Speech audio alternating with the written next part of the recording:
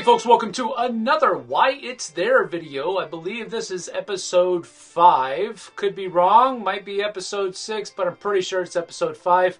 Doesn't really matter, it's the next one. So here, we're going to take a look at this shelf right here.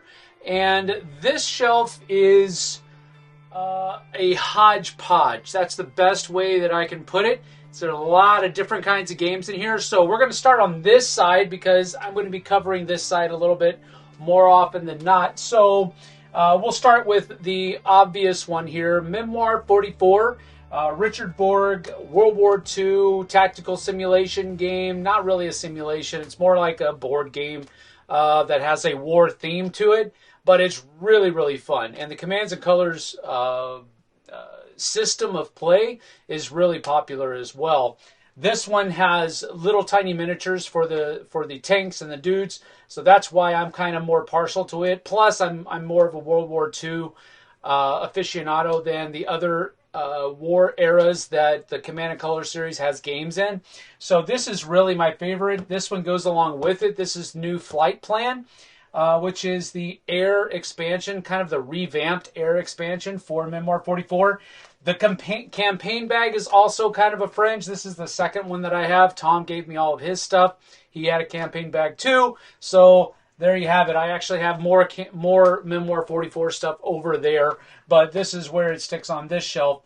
This one right here, Heuser, I actually had much more than just the core box many moons ago, but I sold it, and it's just one of those games that I always enjoyed playing, and I love the line of sight system, which is kind of used in Unmatched as well. So Tannhäuser is just one of those games that I've really enjoyed over the course of my time, and I was able to find another copy of it at a game shop here for a pretty good price, only about $50. So I went ahead and picked it up. This one right here is still on my shelf. And I'm being transparent here, not throwing you any smoke signals, but this one's on my shelf still because I haven't played it. But it's American Revolution, and there aren't a whole lot of games out there that are American Revolution that are board games. Most of them are like, there are some out there, but this is one that just kind of strikes my fancy. I'm pretty sure I'm going to like it, which is why I haven't got rid of it. It's got Richard Borg's name on it, so I'm probably not going to get rid of it. Hold the Line I have played, and we actually did a review on the Dice Tower about that. This is a really cool game, and I really enjoy it. This is also a cool American Revolution game. It also has a French and Indian War expansion, so that's cool as well. I've got 2 copies of The Crew up here. And yeah, what had happened was I bought 1 copy of The Crew, and I couldn't remember which version of The Crew I bought. I can't remember if it was the space one or the sea one. And so when I saw a copy of The Crew, I thought it was the one that we didn't have. So I bought it again. Number 9 is a kind of neat game where it's kind of bingo, where you have to place your number on top, and you're trying to get it high. It had an interesting theme to it. Not really a theme, but it just had an interesting gimmick to it, and that's why it's still there. I haven't played it in a long time. I should probably play it again to see how I like it, to see if I still want it taking up real estate on my shelves. But it's got a catchy little gimmick to it. That's why it's still there. Isle of Skye is a great tile-laying game, so plus, it also has that kind of Scottish background to it. So I really enjoy games that have that theme, that region of the world to it. So that's a really cool one. I've enjoyed that over the years. Wasabi, really cool food game. One of the first food games that I really enjoyed.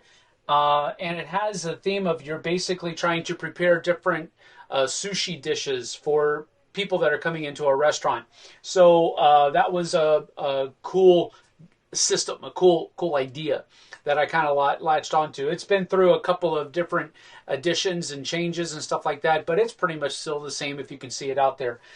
Ice Cool is a neat game but it has a neat title too because you're a bunch of penguins in high school. Get it? High school, and you're trying to cut class and go get a snack, and you're trying not to get caught by the teacher. But it's a flicking game, so it's dexterity, and you're flicking your penguins around this penguin high school board and doing things with it, and it's really kind of fun. So as dexterity games go, I've wanted to keep hold of it. Flick of Faith is by Awakened Realms, and this also has a cool little flicking game mechanism thing to it. Plus, it's got really great artwork, and it's a pretty fun game as well. It has some wonkiness to it, but I think the artwork and the novelty of it is what really kind of made it stick out to me. Artifacts Incorporated is by Red Raven Games, and Rome is also by Red Raven Games.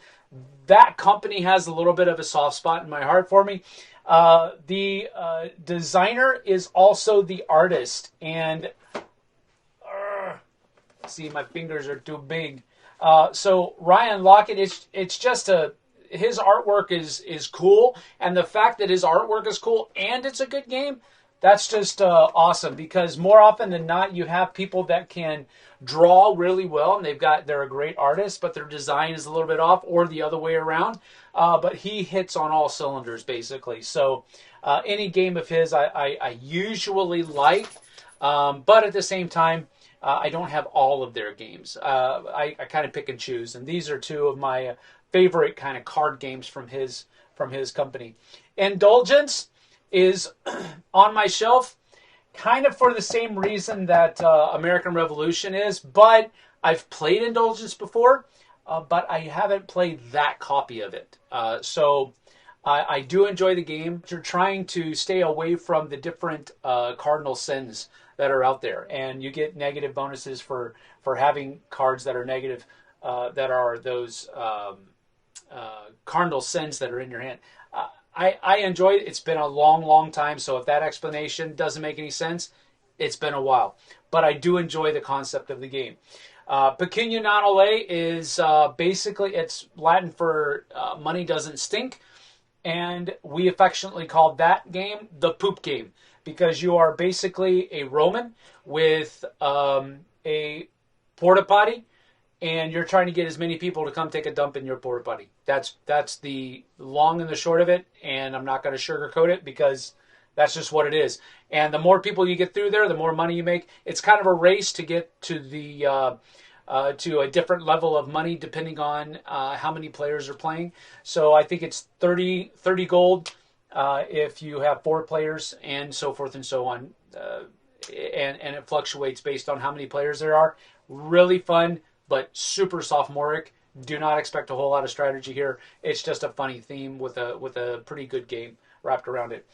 10 Days in Asia is a great little travel game, and this one I like better than 10 Days in America or 10 Days in Europe, because it also has boats and railroads. So you can use your planes, you can use walking around, but you can also use railroads and boats in this one. And I thought it was a great culmination of all of those different things. So that's why 10 Days in Asia is there, not one of the other 10 days, one of the other games in the 10 Days series.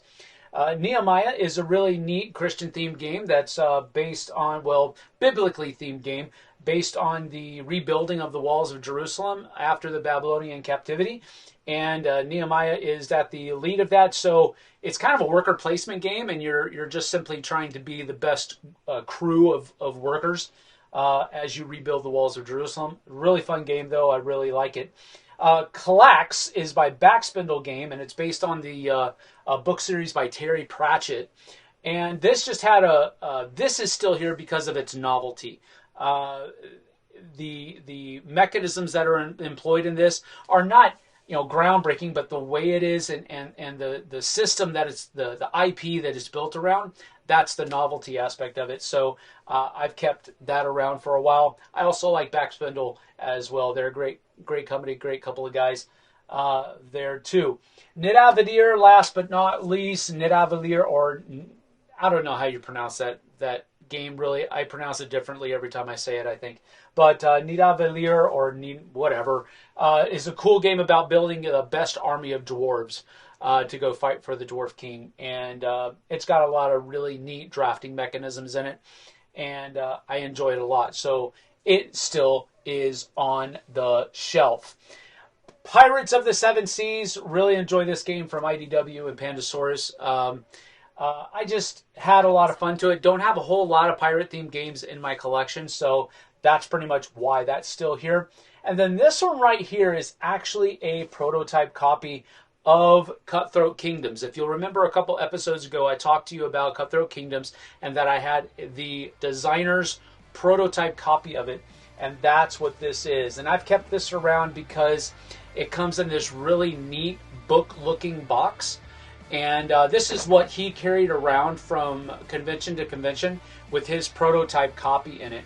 So if I open it up here, he has all of these like leather pouches that have like tokens in them and all that kind of stuff. And these just, it just has this real rustic feel to it. These boxes hold the different cards that he had. So the novelty of how he carried this around, and again, this is all just prototype materials. This is not an actual copy of the game. This is just his prototype that he carried around. And Brian was kind enough to hand this off to me one day because he wanted to thank me for the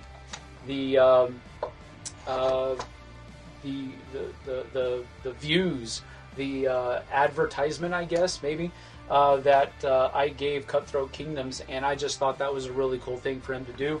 So I've kept it around these years. I don't bring this out very often. Every once in a while, I'll pull it out and look at it and reminisce. But it's a pretty cool thing that he did that for me. So it stays on my shelf right there because of the story that goes along with it. But that is episode 5 of Why It's There. We'll see you guys and gals on the flip side. Take care.